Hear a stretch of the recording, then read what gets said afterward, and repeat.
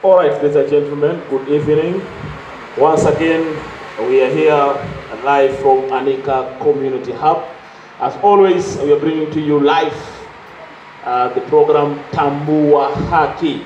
Of course, every week we are here live, bringing on board leaders, youth leaders from different sectors, both in government, from the civil society, the private sector, community leaders, to just unpack, as young people form about 75% of the Kenyan population, but yet we see that we are not actively engaged in development issues, in peace building, conflict transformation, in social accountability, masuala mengi ambayo vijana wanapaswa kuwa wanaongoza katika jamii ama katika taifa kwa ujumla, lakini tumewekwa pembeni. Vile vile tunaangazia masuala ya sanaa na maendeleo, bila kusahau masala ya mapenzi ambao vijana wanayapenda. Tumeona kwamba sasa hivi kumekuwa na toxic relationships, vijana katika universities, vijana katika mashule ya upili wanapata wanaingia katika mapenzi na baadaye wanauana, wengine wanatiana sumu, wengine wanajipata wamejitia katika bahari, wengine wanalala na hawaamki, wengine wanashikwa na ugonjwa wa masuala ya mapenzi. Kuna wale wanaitanya boyfriend and girlfriend, kuna wale ni buy na bear, kuna wale ambao ni spouse, kuna wale ni come we stay, kuna wale ambao wapendana mpaka the end, kuna wale wa kuangalia vile vipindi vya Mexico, unaitwaje, Top Up Champagne, Sokopera, wanaitwaje wale kina Adi Chandro, kina Nicolaso. Pia kuna wale ambao wanaiga vile vipindi alafu wanafanya practically. Kuna vipindi vile sana. Kama kuna mwanadamu mmoja alikuwa wangu kipindi cha nyuma huko, ilikuwa ikifika siku ile Ijumaa kile kipindi cha Nicolaso atakapotokea kule kwenye TV, basi kesho yake pia mimi ananifanyia mambo yale yale. Ikiwa wamekosana kule Nicolaso na ule mwenzie, akija kesho mimi nikifika nikipiga minja atoki pia yeye. Kutana naye bana, kesho kama mambo mazuri kwenye TV pia mimi nafurahishwa. Kwa hiyo ni masuala ambayo yanachanganya, yanaudhi, yanakera, yanafurahisha. Kuna wale ambao wanakwenda kinyume, wanaibiana wapenzi, marafiki, shemeji, shemela, mwisho shemela imebadilika, imekuwa amechukua ng'ombe, imekuwa ni yake. Kwa hiyo tuzungumze hapa, tuko na viongozi tofauti kutoka sehemu tofauti wanaweza kujiintroduce. Na katika introduction itakuwa very unique. Naelewa kwanza tuambie jina lake ni nani, nafasi yake katika jamii, na tatu atueleze je, yuko kwenye mahusiano, ameoa, ameolewa ama ni namna gani, tuelewe pia vile vile, alafu tuweze kutikiana kusonga mbele. Mimi yule wako host wako Nicholas Songora, ukipenda MC001, sema na MC Songora. Kipindi ni Tambua Haki. Je, haki ni mwanaume mwanamke kufunja mahusiano? Tunaanza na kipande kule mwisho kabisa, introduction.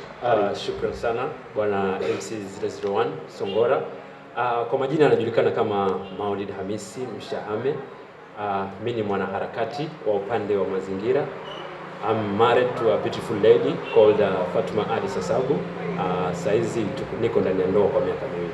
Makofi kwake tafadhali. Ametangaza msimamo, yeye ameoa. Tafadhali wale masteki na pandani kaeni pembeni. Naam ndugu yangu. Shukrani sana kwa MC. Na mimi naitwa Mohamed Hassan Mabweni na ni kiongozi katika shirika la Jamii Action Center, na mimi pia nimeoa, na nafasi yangu, ahadi yangu, hata mke wangu anajua kwamba nitaongeza wa pili, wa tatu mpaka wa nne. Mashallah, makofi. Kwa hivyo yuko radhi tayari, utaongeza wa pili na wa nne. Asante sana. Mjadala utakuwa mtamu sana hapa. Tuende dada yangu hapa. Najulikana kama Baja Notiato. Ni kiongozi Thespian leader Manyata. I'm in a relationship but ready to start. Huyu yuko katika mahusiano lakini yuko tayari bado kutafuta. Kwa hivyo wale miaka minne ananiambia kwamba yeye anapenda wale wa six pack, apendi wale wenye vitambi kama mimi jamani. Kwa hivyo maneno ndio hayo.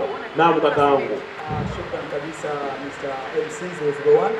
Kwa majina kamili anajulikana kama Abdalla Salim Mwachiliko, na mimi ni kiongozi kule katika kikundi cha vijana cha Shainas Art Group. Mimi upande wa mahusiano niko na mpenzi ndio, lakini nafikiria kumwacha, nitafute kitu kwanza, ndipo nitafute mtu baadaye. Utanielewa mjadala ukiendelea. Una mpenzi lakini unafikiria kumwacha, utafute kitu ndio utafute mtu baadaye. Kitu kuwa kirembo zaidi, huyu apendezi, sura yake kama Songora, ama kitu vipi? Nasema kitu na maanisha kwa yani nitafute maisha yangu kwanza yajisimamie mimi kama mimi upande wa hela na kitu. Niwe na uwezo wangu wa kujisimamia. Ndipo nitafute mtu wa kuishi naye. Asante. Pigeni makofi jamani. Bila shaka na ngoma. Mwisho kabisa tuko naye hapa dada mdogo wa kimo lakini mrefu wa maneno. Anajitambulisha naye atuambie. Okay, mimi najulikana kama Rachel Kaveni. Mimi ni mwana Thespians hapa Manyata and maliza. Yupo jirani. Okay, mimi siwezi kataa yuko Obvious. Lakini hakuna uhakika. Haya, kama ulivyosikia wenyewe wamejisema, kuna wale waliooa kwa ndani ya ndoa, kuna wale ambao walioa lakini bado hawajatosheka, wataka waongeze, wamepata suna ya mtume, sio wanne na sisi nasikia wameongezeka watano. Kuna wale wanaunda dini zao wameongeza watano. Na kuna wengine ambao wako nao watakao waache. Kwa hivyo yule ambaye hataki kuachwa hapa, basi kuna nafasi uende ukapata hapa. Kwa hivyo moja kwa moja tunaenda katika swala zima la mahusiano. Pekee tukaanza kutathmini kwa neno mapenzi ni nini? Kidana mtazamo wako. Tutaanza na Rachel. Okay, mimi kivyangu neno mapenzi ni neno dogo lakini huwa lina maana kubwa. Hilo neno linaweza jenga mtu ama likamua. Kama venye mwenzangu hapa alikuwa amesema, ako kwa mahusiano lakini anataka kumwacha, atafute kitu. Mbona badala ya kumwacha ushikane naye mtafute hicho kitu? Maanake mimi sitaki kukudanganya, mimi ni msichana. Ukipata hicho kitu utapata mapenzi ya ukweli. Utapata msichana mwenye anataka hicho kitu lakini hakutaki wewe. Waacha kukomesha hapo badarecho. Wanakoshaanza kutumbua majipu. Ninataka kujua tu tafsiri ya neno mapenzi kulingana na wewe. Tutakwenda kwenye kitu na vitu. Twende kwa dada yangu pale Fadiani. Leo tunaambiwa ladies first, sio? Twende kwa Fadiani. Mapenzi kwa wewe tafsiri yake. Okay, mapenzi kwa maana fupi tu naweza sema ni uhusiano baina ya watu wawili. Watu wawili. Naweza sema jinsia mbili, kuna mume na mke ni mapenzi. Na pia kuna mume na mume ni mapenzi. Mke na mke ni mapenzi. Haya, tutakuja ndani katika bwana hiyo. Ukija hapa kwa kakaangu, tafsiri yako ya mapenzi kwa ufupi. Neno mapenzi kwangu mimi neno nasema ni hali, songeza kwa sauti kidogo. Nasema ni hali ya kupenda. Hali ya kupenda ama hali ya kuwa na hisia nzuri katika kitu ama mtu ama jambo. Ndio tafsiri yangu kamilifu. Asante sana. Mzee mwenye azma ya bibi wanne. Mashaallah. Tafsiri yako ya mapenzi. Mimi tafsiri yangu ni katika hali ya makubaliano ya nafsi kati ya mmoja au mwingine. Inaweza kwa mume na mke, mume kwa mume, mke kwa mke, baba kwa mtoto na mfano mwingine kama hiyo. Asante sana. Tukimaliza pale kwake Mahdud Mshaame ametangaza wazi kwamba yeye ni mmoja mpaka kiyama. Naam. Mapenzi ni hali ya kupenda kitu au mtu. Kama kuna mapenzi, mtu anapompenda mama yake, mtu anapompenda babake, mtu anapompenda mtoto wake, mtu anapompenda mke wake, mtu anapompenda mpenzi wake. Hayo yote ni mapenzi. So ni ile hali ya kupenda kitu, hali ya kufanya kitu unachokipenda. Ndio mapenzi. Asante sana. Wacha sasa nipasue mbarika tuende moja kwa moja. Mapenzi ya mahusiano kati ya mume na mwanamke, hususan kwa vijana. Boyfriend, girlfriend, bae, be, toto, dadi. Kuna vile bila siku wanaitana nini vile? Mpaka kuna mbo. Watu wanaitikia. Mtu mnene mkubwa kama Songora anaitwa baby, anaitikia. Baby. Ndio ananiambia how can a baby another baby, inakuwa ni problem. Kwa hivyo kuna mahusiano. Tumeona kwamba katika mahusiano ya kijana na kijana. Lakini kwa ufupi tu, nini inasababisha kuwa na mahusiano kati ya kijana wa kiume na wa kike? kwako Maulid? Nafikiri katika mila ama tuseme desturi ni kwamba kijana na kijana wakiwa katika uhusiano wa kimapenzi. Songeza kwa sauti kidogo tu sana, kidogo tu. Asante. Vijana wakiwa katika hali ya mapenzi, nafikiri ni sana nikiangalia kwa mtazamo wangu, mimi nafikiri ni watu wanapenda kuiga, unaelewa? Kwa sababu tukiangalia hata vitabu vyetu vinasema tukianza mapenzi nafaa tuanze kama tumeoa, unaelewa? So kijana na kijana kwa katika hali ya mapenzi kama bado hawajaoana, nafikiri ni ile hali ya kuiga ama pia pressure, vitu ambavyo vina msukumo. Kwa sababu nakumbuka nikiwa mdogo, nikiona mwenzangu ana mrembo, mimi pia nilikuwa naungulika moyo, kwa mimi nataka msukumo, yani kuna msukumo ndani yangu kama pia nitafute msichana, unaelewa? So ile kitu pia inasukumia mtu kujiingiza katika hali ya mapenzi ama kujiingiza katika hali ya uhusiano wakati hajawa tayari. Asante sana. Mwalimu ametuambia kwamba mapenzi yanakuja, kuna wale ambao wanasukumwa kwa kuona wengine, wanajaribu kuiga. Naam, kaka yangu. Pengine wewe haya mapenzi yanakuja vipi? Hapo ulipata vipi? Katika community kuna katika hali za kawaida kuna different cultural perspective na kuna religious perspective na pia kuna natural ambao ni vitu vinatokea hujo. Ndio vile sometimes mtu anakuambia mimi nilipenda tu baada ya kumuona. Sasa tunaweza kusema hii ni hali ambayo ni natural, imewekwa katika unapokutana kijana wa kike na wa kiume, basi hizi hali watu na matamanio. Asante. Kuna msukumo, kuna matamanio. Kuja kwako Valia, kiwewe ingeweza kuwa ni wewe mwenyewe ulipata kitu katika mapenzi, kwa kwamba unaye wataka umwache ama namna gani? Utakuongeza pia wewe upate suna hisia. Okay, mapenzi huwa ni kitu natural, ni natural feeling. Kuna kitu kenyewe na kusukuma uende hapo.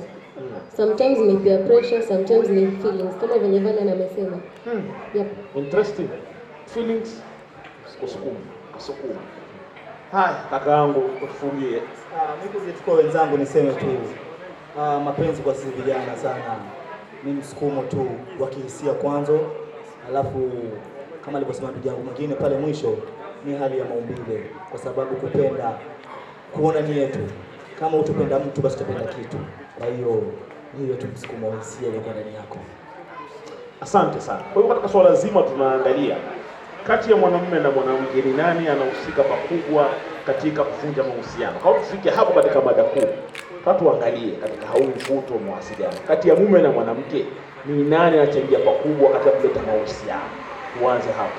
Tukianza na Reka. Okay, eti ni nani? Kati ya mwanamume na mwanamke, boyfriend, girlfriend, bebe, ni nani anachangia ujani kwa mapenzi ya kushikamana? Nani anachangia pakubwa? Okay, mwenye anachangia au mapenzi ya watu waanze kupendana. Hata Bible linasema a man must provide. The moment una provide wanapata. A man must provide. Ni kitu yenye mwanamume ni kichwa. Yeye ndio the head. You must provide. The moment una provide, hiyo venye una provide sawa unafanya mahusiano. Okay. Yep. Kulingana na wewe ni kama mwanamume akitoa mapenzi No, si kutoa. Si ni provide in terms of financially. Hata mwenyewe kwa committed. Lakini ni wote both, mwanamume mwanamke wote uchangia. Wote wawili. Valia, nani mchangia kati ya mume na mke? Kuleta mahusiano. Ni sawa pia ukienda kiwewe mwenyewe, your first encounter kupendana. Ni nani alichangia, ni wewe ama ni huyo Hani na Azizi Nyonda mkalia hivi? Okay, mimi naweza sema ni wote wawili. Kitambo kwa wasikia ni wanaume sana ndio wanachangia, lakini dunia hii sasa hivi mpaka mwanamke uchangia. Dunia ya sasa hivi. Mpaka wanawake, maisha ya sasa. Kaka wa wanne, hebu tuambie. Mimi ni kwanza nitaka kukubali kwamba mimi ni Muislamu, na nikileta swali hili kwa aspect kidogo ya dini imeeleza vizuri sana na jibu liko hapo. Kwa hivyo nisipotoa jibu hapo litakuwa mnafiki kesho na kesho kutwa. Mtume Muhammad sallallahu alaihi wasallam anasema katika ulimwengu wake ama kizazi chake hakuacha fitna kubwa sana kama wanawake. Hii ni ashirio tosha kwamba hawa wanawake ndio chanzo cha masala ya mahusiano mpaka kufikia maendeleo. Tukitokea hivyo, kwa sababu uvaaji wao, everything they are doing to attract. Kwa hiyo wanawake ni wanachangia hiyo masuala. Umetaja mavazi. Maumbile. No, attraction, mambo mengi. Vile walivyo kujiweka, wanajitahidi sana kuattract wanaume. Hata mimi kwa mfano nimekuja hivi sina shida, lakini wao kama wanajitayarisha kwenda bahari, even their time ile wanachukua muda kujiandaa. Lengo kuu ni to attract the attention ya wanaume na nini. Sasa hii tayari wanatuta na sisi kuhitikia tu wazuri sana. Can ladies in the house say hey? Hakuna wanawake huko. Umekuja hapa kuja ku attract watu? No. Rachel anasema no. Clothes don't wear a man. Kabla nije kwako Rachel, tulia ndo kwa sababu. Najua inagusa kaka. Twende kwako. Naam, shukrani tena. Niseme namrudishia ndugu yangu pale, kama mimi Muislamu nikubali hilo, na niseme wanawake ni chanzo cha kwanza kabisa. Japokuwa mwanamume ataweza pati kubwa kwa sababu kwa nini nikampata nikajieleza, lakini baada ya kuwa nishaona kitu gani pale kwake. Kwa mfano ama katika dini, mtu wa kwanza kuumbwa katika dunia hii alikuwa Waislamu wanasema ni Adam. Nasema Adam and Eve. Sasa Adam alipoumbwa hapa duniani alishukishwa hapa chini kama sikosei. Kile nakosea kwa nisamee ndugu zangu. Aliposhukishwa hapa chini akawa yuko peke yake yule mtu. Lakini Mwenyezi Mungu akaona huyu mtu yuko peke yake. Acha nimletee mtu ambaye ataishi naye. Sasa Mungu akatoa katika ubavu wake akaumba kiumbe kingine ambao ni mwanamke. Sasa mwanamke huyo pale duniani automatically Adam akaanza kumpenda. Sasa Mungu alikuwa na sababu kumletea mwanamke. Bwana kumletea mume mwenzake. Alimletea kitu ambacho kileta chanzo cha mapenzi ambao ni nani? Ni mwanamke. Shukrani kwa hiyo. Asante sana, asante. Tunaona kwamba anayesababisha sana kidini, kimatarajio, wanawake, kimaumbile, kimuonekano, kwa dada mwasemaji. Ni ya kweli haya? Rachel, wadukudu. Kwamba muonekano wanawake ndio wanachangia pakubwa kuleta mapenzi. Somehow information is correct, somehow haiko correct. Somehow ya correct. Okay. Number 1. Kama venye mwenzangu pale alikuwa amesema, mwanamke uchukua time nyingi. Mimi sijui kusoa wengine, but mimi kivyangu, mimi huvaa kujipendezesha mimi mwenyewe. Mimi huvaa nikivaa imenipendeza, nimeridhika, ni sawa. Clothes don't wear a man. If at all uko loyal kwa bibi yako, sioni sababu ya kufanya mpaka uone mwanamke mwingine pale umtamani. Why not make your wife afanye the same chenye yule anafanya? If at all unapenda venye amevaa makeup yake, nunulia bibi yako makeup, nunulia demu yako makeup, nunulia nguo ava hivyo upendezeshe na yeye. Kama umeridhika na yeye, hautatamani cha mwingine. Lakini kama bado hujaridhika, kama bado unataka vingine utaviona. Na kisingizio kitakuwa kipi? Alitamanisha, nivaa nguo fupi nikatamani, kama ni macho yako na tamaa yako. Naje kama hauna sasa. Sina. Hiyo kama una sasa hiyo inaeleweka. Inaeleweka kama hauna mpenzi inaeleweka. Nilimwona yule chenye kilini attract ni venye anajivalisha, ni venye yako. Hiyo inaeleweka. Kwa hiyo unakubaliana kwamba maumbile kwa sababu unajipendezesha wewe mwenyewe unajipendezesha, lakini kwa upande ule mwingine anaona unajipendezesha kwa sababu wewe uonekane. That's why nimesema hii ni somehow correct, somehow not correct. Aya, asante. Sasa tukienda katika swala zima, tunaona vijana wengi sana wanajiingiza katika masuala ya depression. Kuna vijana katika mahusiano wanafanya what we call gender based violence, wanaanza mapema, yuko na mrembo wake wako out, wanarukiana au wanakutiana makonde. Kuna wengine wakurana paka mawe, wengine washikiana visu. Ni wapenzi boyfriend and girlfriend. Tumekuwa vingi, tumesikia wengi wanafunzi university wanauana, wanangana mavisu, wengine wanashikana ngeta, wengine hutumiana mpaka majambazi. Akakuchukua chafu zake akazituma. Nene mkamtabaru. Wapanga kabisa. Nini mbaya? Hamisi. What is wrong with young people? I think see wrong with young people, see something wrong with young people, but ni situation watu wanajipata ndani. Maybe like tuseme mimi labda niko na msichana, tuko kwa relationship, but kuna vitu pale ndani kwa relationship watu wanapromisiana, unaelewa? Itafika time labda after 1 year hivi mimi nitakuoa, ama mwingine anamwambia after 1 year hivi ama after 2 months mimi nitakuwa na kazi, nitakufanyia hichi na hichi na hichi, unaelewa? Promises, ambapo promises ni mbaya. Promises ni mbaya sana. Unaelewa? Wewe unaweza sema ukafikiri unamwelezea mwenzako, lakini yule mwenzako anashika hilo swala, amejua bana, mimi Songora shaniambia bana, ikifika baada ya miezi 3 ananunulia simu ya Samsung A80. Baada ya miezi 3 imefika, haujamnunulia ile simu. Hakutaka nini? Tukusalia kwako kwanza, twende pole pole. Ni uongo gani umeutumia katika maisha yako kutongoziana na mwanamke? Mimi uongo? Mimi mmoja mko kikaa siku hizo warudi wajicheka mwenyewe.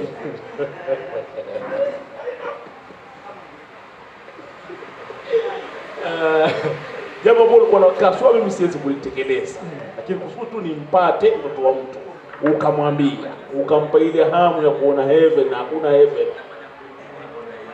Okay, mimi kilo kweli wangu mimi sijai promise mtu. Sijai promise. Yaani katika wale watu ambao nimedate. Sasa nimeoa. Unaelewa? Sasa nimeoa naweza promise mke wangu anything. Lakini nikianza kudate sijai promise mtu kitu. Hujawahi danganya kabisa. Kudanganya kusema nitakupeleka out Dubai. Kudanganya wadanganya. Waweza sema labda next weekend nitakupeleka out. But if hiyo weekend hujapata hiyo pesa ya kupeleka mtu out. Unaelewa? Inabidi simu unaizima, unaingia mteja. Kaka, uongo gani umewahi kutumia wewe ndio watu kukaa huo wacheka? Si sema uongo kwa sababu I believe itakuja tokea. Na kila siku wana mke wangu maisha mazuri sana, hata zaidi ya yale ambayo Bill Gates aliishi. Na mimi basi labda nikifa pindi labda kwa zile ndoto zimekatika, siwezi kuita uongo ndoto, and I trust God willing itakuwa. Naona wanaume kidogo wanabana. Ni nini haswa? Tunasema ni nini shida ya vijana? Sababu ilikuwa ni masuala ya wazee ambao wafika miaka 40, 60 ndio washaoana, wako na watoto, utasikia wamepigana, kesho baadaye bahati mbaya defense kiss. Lakini sasa hivi mpaka vijana katika mahusiano hawajaoana, hata mwanaume ajulikani kwa kina mwanamke. Akionekana kwanza atakuwa haramia kwanza kama yeye hamna. Lakini afika mpaka mahali kuna vijana mpaka wanauana. Mwingine anakula sumu kwa sababu anapenda yahe na yahe yeye hayumo. Nini mbaya Fadia? Mimi naweza sema mimi as for me, hadi chenye wachafanya watu wanafika huko. La kwanza ni ile sababu watu wanajiunga kwa early relationships za mapema. Bado mtu yuko young, unataka mvulana wako au msichana wako hapo treat the same na venye uliona kipindi cha jana venye kilikuwa nataka paka kutreat hivyo. Alafu mimi la pili, mimi poleni kama itakuwa wanaume nimewaudhi, lakini fungua moyo. Ili linaenda kwenu. Wanaume wana promises nyingi sana. Kwa wanaume wote ambao wako hapa, usimpromise msichana kitu kama uko sure au utalast na yeye. Huyo msichana anaweza kuwa sister yake mtu, na pia wewe maybe una sister, what if akifanywa the same venye unamfanyia. Sasa wewe mvulana, ukiona msichana anakupea stress, ukiona msichana anakulazimisha uvae kama wale, muache, tafuta mwingine mpaka hata ufike 10. Ukimwona yule mwenye uko naye wa 10 ndio yuko sawa, stick na yeye.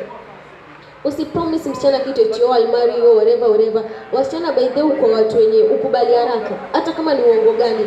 Wewe mdanganya ile utamoa, hiyo kitu itastick kwa akili yake. The moment atakuja kufanya kama una demu mwingine, wewe just try to ask yourself, wewe msichana atafilaje? Na you have a sister. Wewe jiulize, what if kama angekuwa sister yangu ingekuwa amefanywa hivi? So mimi wanaume, msipeane fake promises. If at all you can't deliver what you can promise, please don't promise. Asante. Kaka, nataka kusema kwamba mimi niko naye mpenzi, lakini nitaka nimuache nitafute kitu. Kwanza, ndio nitafute mtu. Kulingana ino mada, watu wanauana. Kwa nini? Mimi nitasema wanaoana sana, ninavyojua mimi ni huku kujitolea, ndugu yangu, kwa sababu patakuwa mwanamume mfighter siku zote. Mimi nasema mwanamume ni fighter siku zote. Sasa amejitolea kwa kusema fulani, labda uwezo hana, lakini ana fight kudukia, anafikiria kiwango ambacho atakana afikie. Sasa baada ya muda mtu amejitolea, alijitolea, wataka hiki amekupatia, then baadaye sasa wajagundue wamplay masa. Sasa ile inafikia mahali kwa watu, niseme kwa watu wana maamuzi haraka, sababu si watu wote, pia wapo wengine waliotendwa wakatendwa, lakini bado wapo imara kwenye mapenzi, wasema hawakomi kama ni binadamu. Sasa wako resilient. Sasa ndio pale anasema kujitolea. Mtu amejitolea mwanzo mwisho, kufa kupona kwa ajili yake, alafu baadaye wamchezea tu. Same to girls, amejitolea ndio labda huna, lakini atakacha mvumilie, sawa, tuende nao, ni maisha, then baadaye uendue wamchezea. Hiyo ndio huwa anapelekea mtu kufanya kitu ambacho dunia nzima itashangaa, kwa sababu kwa nini anafanya hivi, na itakuwa ni hasara baadaye. Niache hapa. Kaka, wala kwenye ndoa, najua kuna kujihimili, pengine ni nini haswa kufanya hawa katika mapenzi hawajafika kwenye ndoa, katika msukosuko kama ile ya kuanza kupigana mpaka mwisho kupotezeana maisha? Mimi nitasema vitu vitatu ambavyo nahisi hivi vinachangia pakubwa. Kimoja, nafikiri twakurupuka kuingia kwenye mapenzi without kujifunza mengi ndani ya mapenzi. Wale wazee wetu walikuwa wanaishi vyema vizuri sana, hizi kesi hazikuwepo. Sasa sisi tunakurupuka, ni kama mchezo ulichezwa hapa. Ikiwa hautokaa na kujifunza vizuri kwanza jinsi ya kuigiza, ukikurupuka hautofanya vizuri kwenye industry. Na ndipo sasa unaona watu wengi ama vijana wengi wale katika mapenzi wanashindwa kufanya vizuri, jambo la kwanza. La pili, pia hatujajua sisi wenyewe wapenzi twataka nini katika mapenzi tuliona.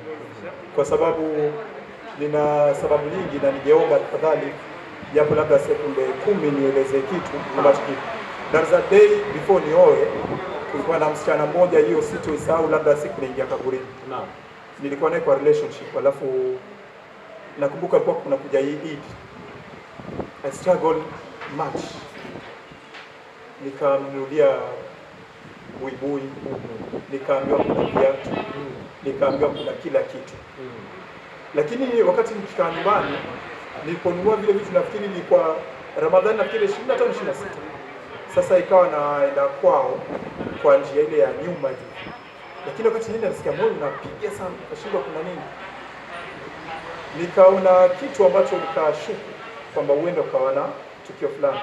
Mwenyezi Mungu akanithibitishia, yule msichana wakati anatuma message kwa mtu wake, kwa bahati mbaya ya kwako kidogo, mtu wake wewe ama mtu, yani ni kama alikuwa ananicheat. Sasa katika ile njia kwamba wakati anatuma ile message ikaja kwangu, but nikashindwa kuielewa kwa sababu haiendani na kulingana vile ninavyomuuliza, ikawa na doubt. Basi hiyo moyo ukanipa nguvu kwamba wacha nifuatilie. Wallahi nilikwenda nyumbani, nikalala, nikachat naye salama salimini bila yeye mwenyewe kugundua. Asubuhi sana nikajitahidi kwenda kukaa mazingira ya kwao, nika watch moves zote za yule msichana na nikamfuatilia taratibu mpaka nikaenda muona kwenye nyumba ambayo walikuwa wanaweka promise mpaka ndani, na nilifanya kitendo ambacho kilikuwa cha ujasiri, sijui nikisema na mjinga, mpaka nilibisha mlango, nikafunguliwa mlango, nikaingia, nikamuona kabisa amekaa, na baada ya hapo moyo ukaja nyuma tena, nikaona labda naweza hata nikapigwa sehemu ile, nikatoka. Haya, buibui lile ndio mnunulia mimi, ndio anakwenda nalo kule. Viatu vile vile ambavyo ulikuwa nimemnunulia ndivyo alivyokwenda navyo kule. Nilikuwa nahisi sijui nitafutie style gani ya kumuua. Sijui nikasema sijui nikaangalie movie ndio nijue nitamrukia vipi. Lakini yale yote kadidia kwamba okay, after all kitu gani kitakuwa. So niweza kusema na tunashindwa kuhimili yale maswala. Na sio Nairobi mtu amemlipia msichana mpaka room ya kuishi, hostel yendo anamlipia, alafu kesho yake anakwenda anapata mwana mwingine ndani, wanaingia wana fight. mmoja anauliwa. So kama hivyo, wao mambo matatu naona tumekurupuka. 1 2, tunashindwa kujijua tunataka nini katika mahusiano. 3, tunashindwa kuhimili yale ambayo ni changamoto ambazo tunaziface. Mshtuko umejinyima kabisa, ukaekeza na Baibuli ukanunua, na viatu ukanunua, wengine mwenyewe hata chupi hauna. Sina walai tena kama ulikuwa yani, kwa sababu viatu ilikuwa vile vya kanda mbili, hata vya huku nyuma vyaisha, lakini kasema huyu lazima ang'are, apendeze, ndio asichukuliwe, na akachukuliwa hivyo hivyo. Kina Valia mnataka nini? At least ni waweza kusaidia wasichana walioko hapa wanahitaji nini. Hiyo ndio inapelekea sisi wanaume pia nasi wa muda mwingine uaminifu na kusekana. Roho yangu yashtuka hapa ndipo enda mbio, yaani kama naangalia ile scenario ni mimi nimefika hivi. Ungefanya nini yani? Ningependa kuelewa kulikuwaje mbele baadaye huko, lakini watatulizie hapo. Moja wapo ya sababu, kuna umepeana ahadi, wengine wewe ulikuwa na moyo utakumuoa, sio? Ulikuwa ushaamua mpaka umeanza kugaramika, lakini mambo yakawa vile. Baadhi wanasemaje? Mimi naweza sema yategemea mkanyaji. Kwa sababu mchezo unaweza pande zote mbili. Kuna wanaume ambao wanasumbua na kuna wanawake ambao wanasumbua. Sasa yategemea umekanyaga shimo. Na swali laja hapa, utamjuaje yule ambaye hatasumbua na yule ambaye atasumbua? Okay, kwanza Songora, acha niseme hiki kitu. Mimi naweza sema, wajua kwa wanawake kuna kitu ambacho kimemfanya yule mwanamke akatoka nje. Kuna kitu ambacho atasababisha yule mwanamke kutoka nje. Valia ngoja Valia. Baibuli, ndio siku moja muhimu sana. Baibuli umpata. Viatu umpata. Nini nyingine kaka? Unataka roho. Amesha sahihi. Sidhani kama kuna mwanamke ambaye hajui kuhustle. Wewe wa hustle kivyako na mimi mwanamke na hustle kivyangu. Huwezi niambia kuwa ukinunulia wewe kimoja na kisha kukununulia. Naweza kukununulia tena. Lakini Valia mtusikize ni hivi. Huyu bwana ngoja. Kuna wakati mwingine yeye pengine hata Baibuli afanya kutumia message. Hebu nataka sikukuu Baibuli na tunapaka picha kwenye WhatsApp. Ndio kama hivi ni fashion vimekuja. Paka bei ataambiwa. Sawa? Nini yani nini? Makosa nini? Okay, mimi naweza sema ni hivi. Doa ni ngumu, lakini mimi husema the moment mtu amekucheat. Najua mtu ana hasira anataka kupigana naye. Lakini jambo la busara la kufanya ni kwanza ukete ufikirie kwa nini akaenda kule. Amekosa nini kwangu akosa nini akafuatani kule. Inaweza kuwa wewe mwanamume ni kisirani. Kila time mkipatana ni kugombana kuna peace. Maybe kule kwenye ameenda kuna amani. Sasa ndio mwanake kama kukushika. Lakini sasa kwa nini unaamua enda kule na bado kwa Baibuli la huko? Nalitaka pia lakini kwa nini Valia? Nalitaka pia la huko ndio kungana na kule pia nataka. Tuna pole. Wewe mwenyewe ushaamua watakaoeleza kwa ukambani. Lakini mbona bado huku Msambweni? Anasema anachana lakini afikiria kumwacha, si ndio? Si ndio? Huyo sahihi atakapenda kwenda kwingine. Lakini kwa msichana kuna vitu yamtimizia. Sasa atulie. Mimi nataka kwenda kwingine. Vile nitavichukua lakini naenda navyo. Mimi naona ni tamaa tu inawasumbua. Hebu kaka kutuambie. Wewe ashaamua kwamba yeye roho yake iko huko Tanzania. Lakini mbona bado kirudi papo huko? Ni kitu kimoja tu niseme. Ni tamaa. Ni tamaa ndio yasumbua. Ama ndio yamsumbua huyo. Shaona, kwa sababu ikiwa nguvu ya yule kijana ambaye viatu vyake wasema vimeisha, amejaribu akaleta buibui viatu vipi, lakini bado wataka kutoka ule mahali pengine. Ni tamaa tu ya kusumbua. Ndio maana nataka kule na huko, na tamaa imshinda fisi. Alafu ya kera badala ya uvae kwa ukesheni nyingine. Wavaa hivyo waenda kwa mwingine. Kumaanisha huo ndio unakwenda hawezi kununua. Sasa hiyo watu wanaachana ni style. Kuacha pa kuonesha dalili pole. Mtindo sahihi. Hamisi. Atukwambie hivyo tunaachana. Hamisi mimi naenda kuingia baridi. Hamisi wasemaje? Mimi I think nikiongea Kwanza nitarudisha sisi vijana wote nyuma. I think kila mtu alikuwa na first love hapa katika sisi vijana. Si ndio? Na katika sisi vijana I think katika wale first love wetu tuliokuwa nao. Yule ambaye alimwacha yule first love katika sisi vijana. Yule ambaye first love, yule ambaye alimwacha atakayemwona mkono. Ana alimwacha maji yake. Ambaye alimwacha. Katika sisi wavulana, katika wavulana wanaume. Ambaye alimwacha first love wake. Mimi niliacha. Ngoja mimi nazungumza naanza na wavulana. Anza na wavulana. First love vile ambaye ni yule ulianza mistari yako ya kwanza. Ile mistari yako ya kwanza. Yule yani yule kujaribu akaingiana. Yule. Nani ambaye alimwacha katika wavulana? Katika wao wavulana, nani ambaye aliachwa na yule msichana first love wao? Mimi ndio. Sawa. Mimi nitaanza na hapo. Unaona? Wajua katika uhusiano wanaume si watu watajua mengi. Unaelewa? Unaona mimi labda tuseme mimi naweza kuwa miaka kama 18. Nikadate msichana wa miaka kama 15. Watu msichana wa miaka 15 wakajua mengi zaidi yangu kunishinda mimi kijana. Unaelewa? Kwa sababu mimi mwenyewe nikiangalia first love wangu alikuwa class cha chini sana.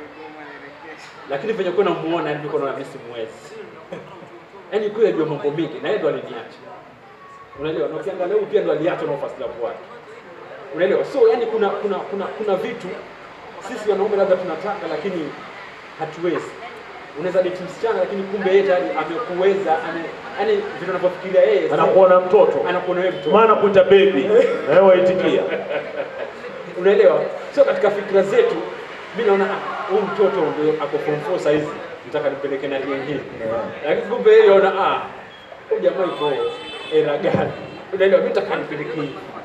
Unaelewa? So itafika pale itabidi sasa uanze kupiana promises ambazo hazipo. Ndipo inachangia unaona huyu alinunua buibui. Yaani pale ndio state yake kwa imefika anapompenda yule msichana. Kumbe yule msichana hayuko pale. Ndio pale anasema first love. Unaelewa? Sisi unaweza ona msichana ukamchukulia huyu nikimpatia simu na nini itakuwa nimemweza. Lakini ndio ile taa yuko hapo kwenye simu na nini. Yuko kwenye gari. Mpaka mnunulie gari utamweza. So kijana wangu alinunua buibui lakini kumbe vile kule kwingine alipewa nyumba.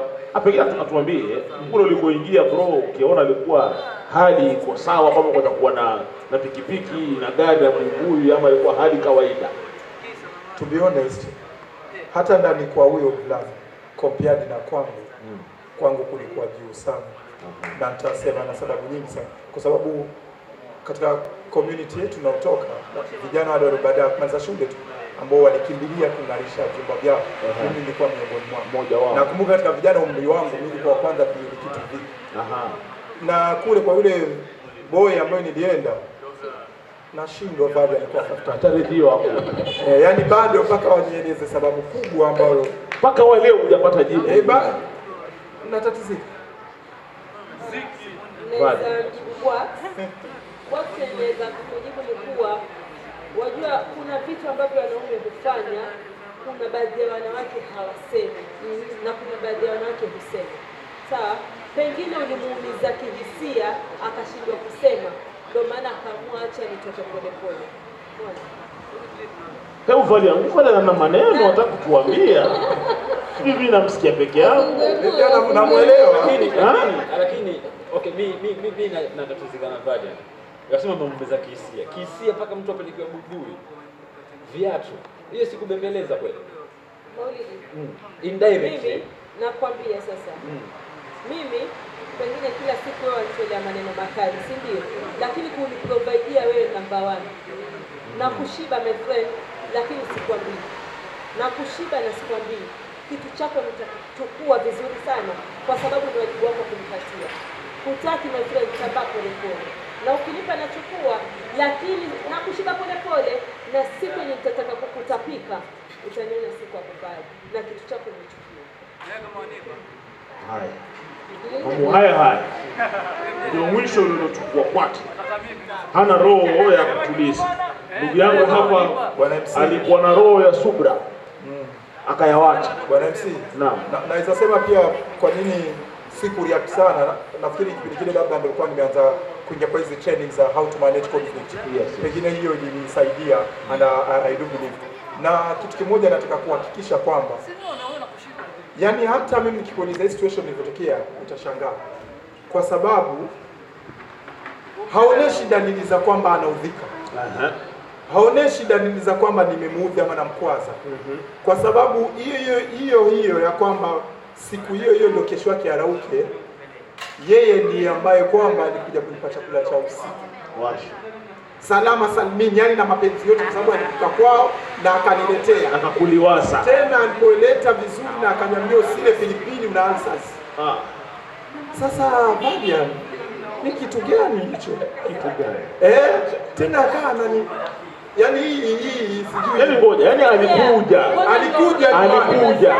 akakupambaja, akakuletea chakula, akakukanda. Halafu alfajiri wakati narudisha vyombo ndio nilikwenda gundua narudisha vile vyombo alivyovileta kwamba things haziko sawa. Mimi box ningependa kukujibu. Usitaje yale Twende taratibu kusema ni kwako. Taratibu kusema ni kwako. Sawa. Kwa yule mama pale. Nataka kumuuliza Box, mbona yosema yale mazuri hataki kusema yale mabaya? Umeona? Pengine kuna yale mabaya ama hidden agendas ambazo ziko pale ndani zilichangia kwa ile msichana kutoka. Umeona? Na kuna mambo mengine yanasemeka, mambo mengine hayasemeki. Na kuna mimi pale Songora, leo utatukana, nimenyamaza, sikuonyeshi. Kesho utatukana, sikuonyeshi. It's either uondoke wewe ama mimi nitakuondoka. Pamoto hapa. Mimi na Recho, twende pole. Recho wala usije kwako. Naona mjadala ni mrefu sana. Naam. Mimi chenye ningependa kusema, Box alikufanyia vile. Wewe uliketi ukafikiria yule msichana ankosa nini kwangu, akaenda mpaka kwa yule. Maybe umpatie peace of mind. Maybe wewe unamuongelesha vibaya. Usitaje yale mazuri. Mbona Songora wavulana wakiachwa wanasema, "Oh, nilimnunulia gari, nilimnunulia simu." Mbona usemi nilikuwa namtukana? Mbona usemi nilikuwa namuongelesha vibaya? Na kama sijamtukana nitasemaje? Iko lazima mbona Songora Mbona wasemi maybe msichana alinicheat because mimi nilikuwa simpati time. Songora wewe unipati time. Mimi mpaka ndo nikutext. Unipigie mpaka nikupigie. Na kuna mtu pale hawezi lala mpaka anipigie. Mpaka anitext. Afuni nitaenda kwenda na wewe. Lakini ukinipa mimi nachukua. Songora mpaka hii leo kugundua kwamba ndo najiuliza shida ilikuwa wapi. Yule msichana hata labda tukimleta wakati mwingine ukiandaa tena pengine tuje tumweke hapo aje aseme. Mpaka leo katika siku anasema, hata naambia maswaiba zake ana regret, yani wasema katika siku ambazo nilifanya makosa na sijui ni kukusaliti wewe na kukuacha na sikujua kwa sababu gani. Sasa hiyo kwa Rabu na wewe kini ngurudumu twende, lakini mimi ndio pale mpenzi wangu wa dhati. Hiyo ya kwanza. Ya pili nitasema tu kuna wasina wengine waigiza, maana msana yule wa Box mpaka leo wajuta. Labda alikuwa amesikia basi kwa jiko moja sijui jiwe moja alivishi nini. Sielewi wamsema nisaidie chungu. Vizuri kabisa kichungu. Sio hivyo. Sasa labda aliposema kwa wenzake akaona nini? Ngoja nijaribu. Sasa ile kujaribu ndio siku ambayo Box naye unajua kama mtu kumdhihaki ama mtu ambaye wampa haki yake, wewe una imani naye na wampa haki, wallahi mimi nakuapia sio kutenda ataadhirika, sababu hata Mungu mwenyewe akubali mja wake ataseke hivi. So atamwadhirisha mapema ndio kusema amtenganishe wewe na yule mtu. Sasa ndio hiyo siku alikuwa hiyo kujaribu ile, nasikia jiwe moja aliziki chungu. Sasa amesikia hiyo, sasa amejaribu. Sasa ile kujaribu hakusa mabaya kwenye live wao tofauti kwenye mabaya. Sasa kwenye live wao na ndo akapigwa shot hiyo siku. Box akatoka katika ile mchezo ambao ulikuwa umeanza, kwa sababu hata angeendelea pia Box ndo angeumizwa sasa. Shukrani kwa hilo. Naam, asante sana. Bila shaka alikanyaga live wire mpaka leo yajutia ni kwamba alikwenda Msegeneje. nafikiri hii discussion ni ndefu sana na wakati umetupa kisogo. Ningependa kwamba mjadala uweze kuendelea, tuweze kutaarifiana, tuweze kuendelea mpaka kupaachia leo, tusonge mbele, tuendelee kusema mjadala, kwa sababu ni lazima tuangalie kina Vadia na Recho wafungue moyo, watuambie nini haswa huwa wanataka zaidi ya baibui, viatu na kupelekwa out. Ndio hivyo. Ati nini? Tulungu ni nini? Wasaidie na microphone Tulungu. Tumepata watu wawili huku waweze kutufunza kwa leo. Sana mwana kuna pale kona, tafadhali nipe microphone pale, waweze kujadili pale, watu waambie haswa ni nini au pia wakimewafuta bila kusahau basi hicho kipindi chako tambua haki. Tuangalia haki katika masuala ya mahusiano kati ya wanaume na wanawake. Ni nani analeta mtafaruku? Ni nani anayevunja amani? Ni nani anasababisha watu kugawanyikana? Tunaona kwamba kuna visa vingi sana katika taifa hili. Wanaume wanaua wanawake, wanawake wanaua wanaume, wanawake wanajiua wenyewe, wakula sumu, kujitia kwenye bahari. Wanaume nao wanangojea pikipiki barabarani, wanajitoza, anakanyagwa kichwa. Kisha na maana ni mapenzi. Kaka, tuambie wewe kwanza, una mke, umeoa ama waonewa? Naonewa. Kwanza wanasongora vitu ambao ningesema tuangalie ile katika moyo wangu na kuangalia kule. Naam, katika ningependa kufungua katika moyo wangu kitu kimoja tu. Sawa. Kweli katika yote kuhusu mapenzi, chanzo kikubwa sana ni wanawake. Wanawake ndio hawana ustahimilivu. Sawa. Alafu pia hapo kwa wanawake ndio utapata sisi tunajigaramia, kama alivyosema ndugu yangu, kama vile sema mimi nilikuwa na mimba za kuisha, lakini nikajua huyu atakuwa bibi yangu mtarajia. Naam. Lakini hakuwa. Sawa. Ila mapenzi ama uvumilivu wa yule mwanamke kwa huyo. Kuna wanawake wanaenda kwa mwanaume kwa sababu gani? Anajua huyu ana pesa, sasa wacha nimtumie kwa my business zangu. Sawa. Na kuna yule mwanajua mimi hapa acha nimtumie, lakini kuna maskini nitampenda. Kwa sababu gani? Mapenzi yanapenda kwa maskini. Sawa. So wanawake wako na challenge sana kwa wanaume. Ndio sana challenge sisi. Utafika wakati sasa tuamua yule amekushikana na mwingine, utaona sasa ameamua kisu ama nimetumania majambazi, wanakuua. Ushaona hizo ndo challenge nyingi zinatokea. Nichukue kama sekunde tano tu nieleze kisa ambacho rafiki yangu kilipata. Sio mimi. Lakini uzuri ndio issue nilisoma nikiwa shuleni. Naam. Kitu kwanza ndakwambia kitu kimoja. Usione disability hawana hisia ama disability hawana mapenzi ambayo wanatakiana nayo. Wanawake tofauti sana. Lakini hii challenge imepitia watu wengi. Even pia disability wanakuwa na challenge kama hizo tatu. Kwa kawaida. Wanapenda sana. Wanapendwa. Wanahisia kama vile binadamu wa kawaida. Naam. Sawa. Siku moja tulikuwa katika mkutano wa sherehe za kawaida ya radi. Mara tuambiwa na mwalimu mkuu, leo mtaenda kutembea hapa fulani. So ambieni guidance zenu atumanie hata kama ni fare ama chakula, kwa sababu kwa tutumia basi. Tuma hiyo sasa ni ile kwa the boarding master wanapanga ile program ya kuwa boys mtakaa this side na girls mtakaa this side. Naam. Maana siku kwa ni mix boys and girls. Sasa siku moja sasa mimi na rafiki yangu tulipanga, vipi leo utakuwa wapi? Na mimi niko na shemeji fulani, unajua tabia ya shule tena. Mimi niko na tabia fulani na nitakuwa na shemeji yako fulani, lakini wewe siri yako wajua, kwa sababu ili baada ya walimu wasijue, kwa sababu walikuwa hawapendi bimba za mapema katika shule. Sawa, tukakubaliana, lakini sasa yule bibi wa yule jamaa alikuwa amesema mimi mzazi wangu amekaa na pesa, lakini sasa ukonaje wewe ukanisaidia kipande hicho? Imagine yeye alitafuta shilingi 3,000, alipigia mamake simu. Kwa hiyo ni uzuri mashallah. Sasa akampigia namba akatuma 3,500. Kaambia 500 ni arimido hii 3,000. Vile umeniambia wacha nikutumanie. Akatuma kwa sababu siko tunaenda na simu, lakini simu zenyewe tunang'oa kila kitu. Kwa sababu ile ilikuwa ni hatia.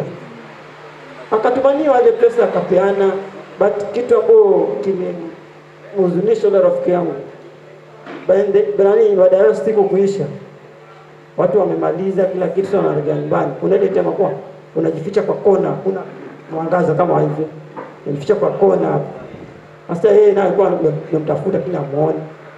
Kufika bana, apata na mwanaume mwingine pale. Ushaona? Uzuri kitu ni mpilwa. Vipi huyu? Kwa bahati mbaya mimi kwa siko karibu. Sasa nilikuwa na wenzangu wazake pale, marafiki wengine ukaona nafuta napigana. Sasa najua mwalimu pale on duty akaingia kundini, wanapigana tujui nini, lakini baadaye kuchunguza pale kijua ni mwanamke wake amepata na wengine. Ushaona? Nikabidi sasa ile issue imekuwa kubwa kwa walimu, imeenda mpaka yule mwanaume, wale wanaume watakufuzwa shule. Sawa? Kwa sababu ile tendo limejulikana wa shule na haruhusiwi. Ikabidi sasa sisi tutafute yule mwenye kabla hajafika ofisini. Maana sisi ile kitu kitendeka, tunajaribu kwa walimu wasifikie on staff ama kwa head teacher ama principal isifike. Sasa tunafuta mwalimu kama mwalimu, kwa hiyo issue imefanyika, lakini zuia hii. Sawa? Na bila mwalimu sasa. Kwa nini utafanya hivi? Sasa naomba kweli mwalimu, lakini hii ni kwa sababu hatukuja kwa kutusamehe. Ile kikabukeni na hivi mwalimu alikuwa ni yule mwalimu wajua alimwakali nao wanafanya ukali, lakini baadaye shule ikiisha nasema watoto na mtoto wa kike. Kwa hivyo ile askabu nyamaza. Akasema hakuna mzee nyamaza. Leo ni wa mwenzao, kesho wao watafanya mtafanyaje? Na basi kabla hivyo lakini hakuelewa. Lakini tunashukuru tulifanya juu chini, ikaingiliana dini na tukafuata kwa yule hapo nani saspi alikuwa punishment akafanya punishment akamaliza. So nataka kusema nini? Ikiwa wanawake hawataka kusema kweli, sisi tutatumika kama nani? Maana sasa kuna hii style wanasema eti sasa mapenzi ni decoder. Ni kweli, kwa sababu mapenzi ni decoder, bila kama hujalipia kile kidecoder uone channels. So sawa, ni sawa na kusema pia wanawake kama watumia vile wanataka wao, yani kuridhika na vile ambao wanataka wao. Kwetu sisi pia hatupati lolote, sio tunapata kuchezewa. Asante sana, wewe tutakutaji katika kikao next tukija. Asante sana kwa changizo zako, asante sana. Kwa hivyo kwa sababu ya wakati huenda tukakomea hapo kwa siku ya leo. Asante sana director Kishoka Youth Organization, asante sana director Jack Media, asante sana Vale Notiato, asante sana kiongozi kutoka Shiners Youth Organization. Tulikuwa na Rachel pia hapa. Tunasema kwamba mjadala huu utaendelea, ni mjadala mmoja mzuri sana, na najua kwamba wengi wanatazama, hata na wale ambao wanakuja katika ukumbi huu wa Community Hub wanapata kuelewa. Kuna wale katika mahusiano ambao bado kidogo tu ifika katika azma ile ya kupigana, kuuana, kupigiana sumu. Kwa hivyo huenda mazungumzo kama haya yanawapatia tija na kufungua bongo zao waweze kupata njia mbadala ya kuweza kurekebisha. Tunajua kuna wengi ambao wanahisia kinaenda kama vile damu Valiant. Wengine alikosha akakoshwa fika mahali amekuwa na moyo mgumu kwamba mimi nitakula, upende usipende nitachukua, na nikiamua mimi nitaondoka nende zangu. Shauri ya kwamba moyo wa mapenzi yalikwisha. Siku hizi ni kuishi, tuheshimiane, ni maslahi. Ni muhimu sana pata kama Vale atueleze zaidi, yeye ni nini haswa yeye anatafuta kwa mwanaume. Yeye ni nini haswa anaangalia kwa mwanamume, asema kwamba huyu kweli ni mwanamume mzuri anayenifaa na ni mwanamume ambaye nahitaji katika masuala ya maendeleo.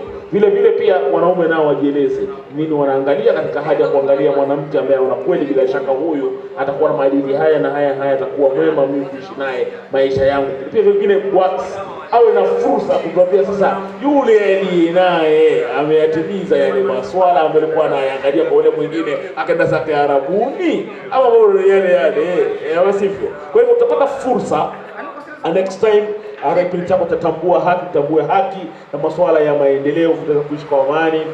Tuko hapa katika ukumbi wa Anika Community Hub. Mwisho wa kifunga neno moja tu tunaweza kwa sababu ndio huu hatuja kukamilisha. Tutafunza kila mmoja neno moja la kuweza kuambia watazamaji na kuambia ndugu zetu neno moja tu. Tuanze pale kwa Hamisi. Sawa. Mimi nitaambia tu vijana wakijiingiza katika mapenzi wajifunze na wewe waseme ukweli. Kujifunza na kusema ukweli. Kumwambia mwenzako ukweli. Unaona kama shavu lake hapa linkatika, mwambie bana hapa shavu lako linkatika lakini ukifanya hivi na hivi, lakini usikae tu pale kwa sababu shavu lake linkatika umwambie ukweli. Alafu wakati yani itafika time kile kitu hakitakuridhisha, hakitakupendeza, utamwambia ukweli na ndio mwenzako atakasirika. Kwa hiyo kama Songora unamwona na kitambi na kikupendezi, Songora jamani, mimi sitaki kitambi. Ajifue, anakimbia asubuhi, atoe atekeleze. Na umpe mbinu bila kumaanisha wewe bana tuachane. Songora kama baibui na kumbe uona kwamba hakufai. Naam ndugu yangu kwa asante. Mimi ni kuasihi vijana sote na niko kule nje kwamba tusikurupuke kwa katika jambo lolote. Watu tunasema listen, think, respond. Unasikiliza, unafikiria, alafu ndio una respond. Na Mungu akipenda hiyo ijayo nitakuja fafanua masuala turungo.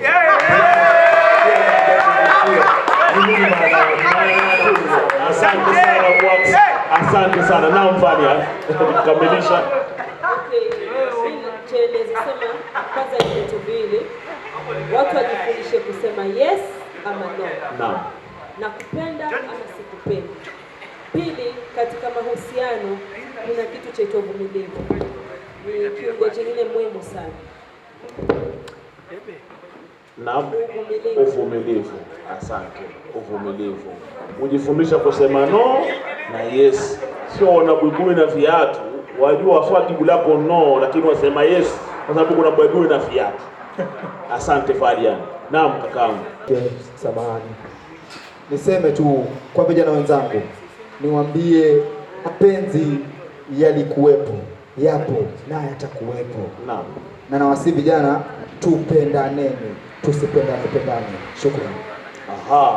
Mapenzi yapo, yalikuwepo na yatakuwepo. Vijana tupendane, tusipendane. Asante. Hii atatueleza siku nyingine anamaanisha nini kupendana ama kupenda. Dada Recho, maneno yako ya mwisho. Patini short. Okay, mimi maneno yangu ya mwisho ya kwanza enda kwa wasichana na ya pili kwa wavulana. Kwa wasichana, if at all kama partner mwenye uko naye waona hakufai, wewe mwambie hakuna haja ucheat, uje upatikane uuliwe baadaye story ende nyingine. Na kwa wavulana, promise what you can deliver. Usimpromise msichana a bright future when you know mfuko wako ukuruhusu. Asante sana. Dara nilisema kutoka mwanzo kwamba ni mfupi wa kimo lakini maneno yana urefu wake. Asante sana Darecho. Promise kwa unaweza kufika jamani, kama huwezi kununua baibui na viatu kama mlango box, fungua moyo sema. Wengi wameishidia kuingia kisimbani kwa sababu wameenda kuiba akahonge. Na ndio haya ndugu yangu box mtoto yake ya mfukoni akanunua. Ule mwingine angelikuwa ameiba tukaenda akapeana, baadaye huko ashafika anaibwa mke, akija huko na tafuta na polisi. Asira mara ngapi? Kwa hiyo tuangalie, je, ni wapi mpaka umefika. Kwa hivyo mazungumzo haya tutazidi kuendelea nayo. Wiki ijayo tutakuwa nao hawa tena, tutawalika tuweze kuendeleza mjadala, tujue mbivu na mbichi. Je, kina Falia ni wa kweli ama kina Bwax ndio wa kweli? Ni nani mkweli kati yao? Ama sivyo? Nani anayeharibu mpaka watu wakauana? Je, ni mume au ni mke? lazima tujue kubainisha ukweli, na kama ni mke basi tuwaambie waache tabia hiyo, kama ni wanaume basi tulete hii, acheni tabia hiyo, ili watu waweze kuishi kwa amani. Inawezekana, liwezekana, lisemeke bayana, watu waweze kuachana. Kwa hiyo mimi wako MC001 sema na MC Songora, kipindi Tambua Haki chini ya ukumbi wa Anika Community Hub. Tutakuwa nao, usibonyeze kidude, next time tutakutana tena. Asante. Tupigeni makofi tafadhali. Asante sana. Asante sana. Asante sana kwa kazi safi wana Anika Band. Asante sana. Bila shaka tutakuwa na band next time, tunapiga muziki. Wax pale ataimba, Mshahame atapiga ngoma pale, Valian waimbe, alafu tuje katika mjadala tuendelee nao. Leo tunafanya namna hiyo, style mpya, muziki na maongezi, muziki katikati na maongezi. Tuendelee, kutana siku nyingine, Mungu akipenda. Love you so much. Asante sana.